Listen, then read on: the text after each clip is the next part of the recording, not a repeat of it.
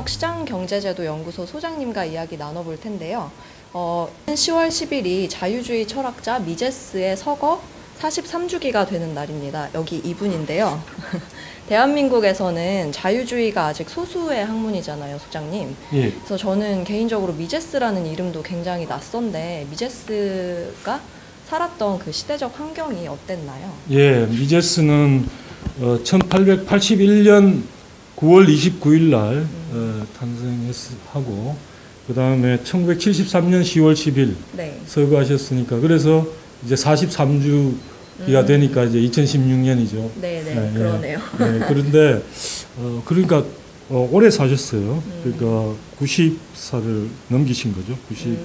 만 92세 넘기셨네요. 그러니까 그 정도로 오래 사셨고 그렇기 때문에 그 시대라는 게 굉장히 오랜 기간에 걸쳐 있습니다. 그러니까 벤바베르크, 그러니까 마크스의 이론을 네. 비판한 사람이 벤바베르크였는데 그 이자와 그 다음에 이윤 뭐 이런 개념들이 네.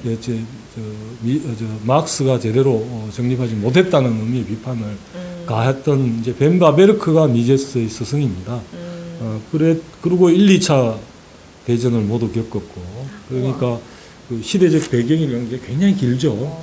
그리고 진짜 90 몇 살까지 92살까지만 그 정도로 사셨기 때문에 한편으로는 자유주의의 부침을 이렇게 몰락했다가 다시 일어나는 그런 과정을 몸소 다 겪으신 분이고 그리고 그 과정에서 네. 아주 주도적으로 사회주의 계획 경제가 왜 작동할 수 없는지 그것들을 그러니까 그걸 통찰해 가지고 강조해서 사회주의 계산 논쟁도 일으켰고 그 다음에 미국으로 건너와서는 그 한편으로는 그 말하자면 나치에 의해 가지고 네. 오스트리아에 있던 그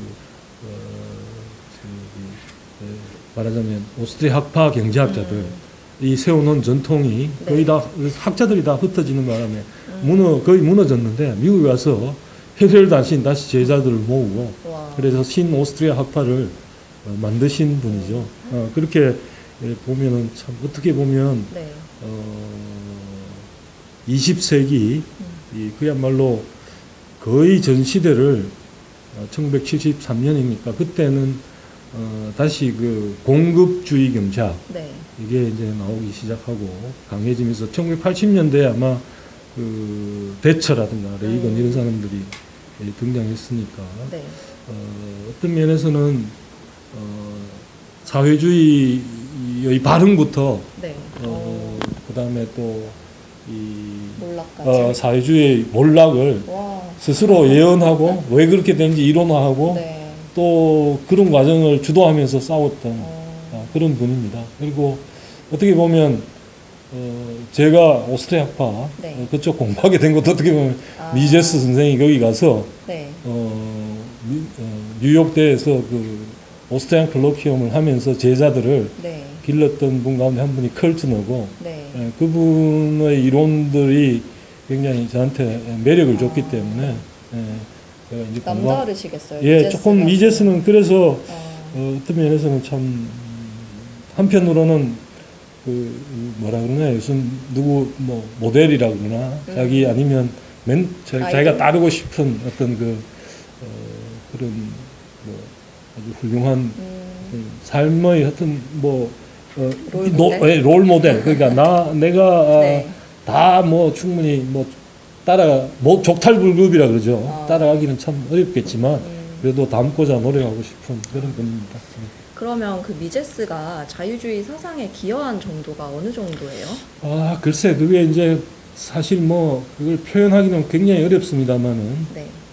어쨌든 어떤 자유주의에 반대가 되는 게 전체주의 네. 반응이라고 보면 특히 그 사회 전체를 계획해서 개인들 하나의 그런 사회 전체의 계획을 위한 도구 내지는 숫자, 네. 수단 뭐 이런 걸로 삼는 사상에 대한 투쟁의 면에서 보면 그 사상 아까 말씀드린 것처럼 사회주의도 그런 전체주의적 사고의 한 흔적인데 거기에 대해서 정말 어떻게 보면 치열하게 싸우신 분이죠.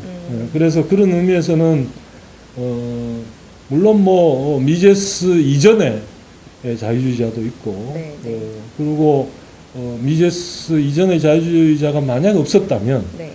맹거라든가 또 다른 사람들을 어떻게 보면 미제스가 어떻게 생각이 바로했을지 모르니까 참 얼마나 기했느냐 이런 걸 평가하는 거는 참 쉽지 않습니다만은 최소한 이제 전체주의 내지는 네, 네. 사회주의의 발흥에 대해서 미제스만큼 치열하게 논리적으로 그리고 하나의 그 학자들 간의 이론에서뿐만 아니라 대중들을 향해서도 네. 끊임없이 쓰고 말하고 그랬더니 참 드물지 않나. 거의 뭐 다섯 손가락에도 안 끼일 것 같다. 없을 것 같다. 다섯 그런 점에서 네. 이제 미제스의 어떤 자유주의 사상 기여한 정도로 말씀드릴 수 있을 것 같고, 그리고 그 미국에 온 이후에 혹은 그 독일에서 미제스 세미나를 열면서 네. 혹은 미국 뉴욕 대학에 있으면서 또 프라이빗 세미나를 열었는데 거기에서 그것을 통해서 이제 출중한 제자들 하이에크나 그다음에 라스바드 이런 분들을 또 배출했다는 점에서 그런 것까지 다 감안하면 거의 뭐 미제스를 네. 빼고는 20세기 자유주의를 말하기 어렵다. 저는 그렇게 말할 수 있을 것 같습니다. 그러네요. 예. 네, 오늘 소장님께서 발표를 해주신 그 제목이 우리는 어떤 근거에서 자유주의 정책을 제안해야 하는가인데 예. 그 핵심에 대해서 간략하고 쉽게 예, 설명해 예. 주시겠어요? 그러니까 핵심은 미제스는 그 흔히 말하는 사회 후생함수 지금 경제학자들이 하고 있는 네. 그러니까 사회적 편익 이 사회적 비용보다 더 크면 그 정책을 하는 게 좋고 그렇지 않으면 그런 정책을 하지 않는 게 좋다 이런 식으로 하는 것에 대해서 보통 이제 경제학자들은 거기에 들어있는 어떤 문제점 그런 네. 개념화를 그렇게 시키는 데 따른 문제점에 대해서 잘 모르는 경우가 많은데 미제스는 그런 것들을 알았기 때문에 자유주의를 주장함에 있어서도 간섭주의 정책이 을 했을 때 그 네. 간섭주의 정책이 만약에 최저임금제다 그랬을 때 그게 임금에 간섭하는 거잖아요. 그렇죠. 그러면 임금에 그런 식으로 간섭하는 정책을 했을 때 그런 정책이 흔히 가져온다는 정책 보통 뭐 흔히 말하기를 그렇게 하면 노동자들 임금이 올라간다. 혹은 그렇게 하면 고용도 아마 올라갈 것이다. 뭐 이런 식으로 얘기하는데 그런 목적에 비추어 봤을 때 그런 간섭주의 정책이 적합한 수단이 아니다. 이런 식으로 비판을 했고 그런 점에서 사회 후생 함수니 뭐 이런 것들을 가지고 하는 것과는 조금 차원이 달랐습니다. 달랐고 그 다음에 나중에는 이게 이제 그런 비판을 함에 있어서도 미제스는 가치 중립적이라는 이야기는 네. 개인들이 가지는 여러 가지 윤리적 태도에 대해서는 네. 중립적인 입장에 서서 뭔가 설명하고자 하는 그렇게 함으로써 뭔가 과학적인 그런 태도를 견지하고자 하는 것인데 네네. 그런데 이제 그런 식으로 가치 중립성 더하기 네. 또 동시에 자유주의 철학 자체는 또 가치 중립적이라고 볼 수 없기 때문에 그런 가치 중립성을 유지하면서 동시에 또 자유주의 정책을 네. 혹은 자유주의 정치 철학을 주장하는 게 쉽지 않아서 미제스는 아까 말씀드린 것처럼 그런 수단에 네. 적합한 수단인가 너희들이 그런 목표를 달성하는 데 적합한 수단인가 이런 식으로 비판을 했고 나중에는 또 그렇게 하는데도 제가 더 자세한 거는 발표문에 적었습니다만은 네네. 그러니까 그렇게 하는데도 약간의 어려움이 남아 있어서 나중에는 사람들은 대부분 삶을 죽음보다는 선호하고 그 다음에 또 아픈 것보다는 건강함을 선호하고 그리고 빈곤한 것보다는 풍요로움을 선호한다. 그런 전제 하에서 네. 그런 전제가 맞다면 그런 걸 갖다가 가져오는 수단은 간섭주의 정책이 아니라 자유주의 정책이다. 이런 식으로 이제 상당히 자의적인 과정이 아니라 나름대로 사람들이 일반적으로 더 선호할 것이다. 는 그런 전제를 두면서 네. 그러니까 종전에는 아무런 전제를 두지 않고 뭔가 네네. 목적 어떤 그 간섭주의의 목적에 비춰서 그걸 설명하고자 했다면 네. 이번에는 그런 전제를 두고서 했는데 물론 뭐 그렇게 다른 데로 저기 과학적으로 뭔가 자유주의를 설파하기 노력했는데 그런 점에서 참 그 뭐랄까 학자적 대중을 상대하거나 혹은 정치적 어떤 그 주장을 함에 있어서도 그런 걸 네. 잃지 않고자 노력을 했습니다. 그런데 이제 후학인 네. 라스바드는 그런 주장을 함에 있어도 여전히 남는 문제가 있다고 인식을 해서 이제 그 자유의 윤리라는 책을 썼는데 뭐 한편으로는 제가 여기에 말씀을 드렸습니다만은 그렇게 하는 게 미제스의 그런 노력도 우리가 인식을 하고 동시에 또 미제스의 제자인 라스바드가 왜 또 미제스를 또 보완하고 또 개선하기 위해서 혹은 또 다른 루트를 네. 또 다른 길을 왜 자유의 윤리라는 그런 식 그 윤리를 정당화하기 위한 논리적으로 자유의 윤리를 정당화하기 위한 그런 노력을 했는지 이렇게 우리가 따져보는 것은 미제스를 영예롭게 하는 거다. 저는 그렇게 생각합니다. 예. 듣다 보니 자유주의에 예. 굉장히 관심이 가는데 예, 예. 이렇게 관심이 가는 사람들을 위한 도서를 몇 가지 추천해 주시겠어요? 예, 뭐 일단은 네.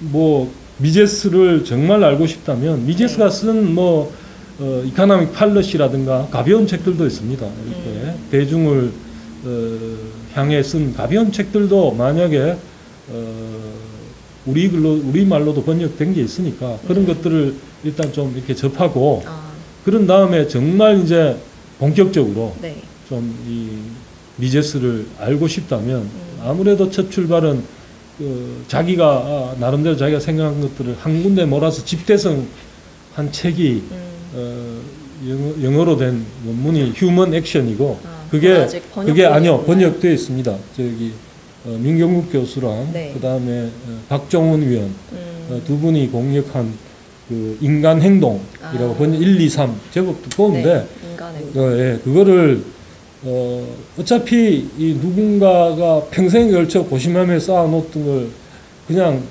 뭐 한두 시간에 그냥 네. 그걸 정수를 다 맛보겠다. 이거는 좀 지나친 욕심일 그렇죠. 테니까. 아까 말씀드린 것처럼 어떤 정책이라든가 이게 어떤 이야기를 하고 있는지 쉽게 이야기하기 위해서는 미제스가 뭐 아르헨티나나 뭐 여러 군데 여러 장소에서 대중을 상대로 한 강연을 했던 글들이 모아놓은 게 이제 있으니까 그런 것들을 접하면서 그건 쉬우니까 특별히 어렵지 않으니까 네. 그러면서 이제 미제스 본인이 쓴 걸로는 그렇게 집대성한 걸 휴먼 액션을 인간 행동 그 책을 읽고 그 다음에 또 한편으로는 그것과 같이 네. 현대적인 독자들을 위해서 라스바드가 휴먼 액션의 현대판이라고 볼 수 있는 네. 맨 이코노미 앤 스테이트 그러니까 인간 경제 국가 그거는 이제 그 정영덕 교수랑 네. 제가 같이 오. 번역을 했는데요. 예, 그거를 두 권을 그 두 권을 네. 한번 대조해 가면서 이 사람 또 어떻게 다른지 또 뭘 얘기하는지 왜냐하면 미제스 휴먼 액션 자체도 굉장히 나름대로 의미 있는 책이고 읽어봐야겠지만 지금 예컨대 지금 표준적인 어떤 경제학 교재라든가 이런 용어라든가 여러 가지 익숙한 사람들은 한편으로는 또 라스바드의 책을 네. 읽는 게 편할 수도 있기 때문에 근데 같이 좀 대조하고 또 한편으로는 뭐 지금 교과서 같은 거 뭐 그것들은 어떤 얘기하는지 이 사람은 또 어떻게 얘기하나 뭐 이런 것들을 비교하는 재미가 있어요. 예, 그렇게 하면서 네. 조금 힘들겠지만 그 책을 아마 끝까지 읽고 나면 처음에 뭐 그 당시 뭐 상황이라든가 평소에 접하지 않은 방법 논쟁이니 뭐 이런 것들이 굉장히 그 부담스럽게 느낄 수도 있겠지만 네. 그런 것들은 뭐 때에 따라서는 건너뛰고 자기가 이렇게 다룰 수 있는 것도 읽고 하니 다시 돌아오고 뭐 이런 식으로 한번 읽고 나면 좀 많은 도움이 되지 않을까 그렇게 생각합니다. 네, 오늘 좋은 말씀 너무 감사합니다, 무슨 소장님. 말씀입니다. 내년 서거 44주기에 또 뵙도록 하겠습니다. 예, 그때는 또 다른 좀 뭔가 네. 이야기를 가지고 뭔가 얘기할 수 있었으면 좋겠습니다. 네, 예. 감사합니다. 예, 고맙습니다. 네.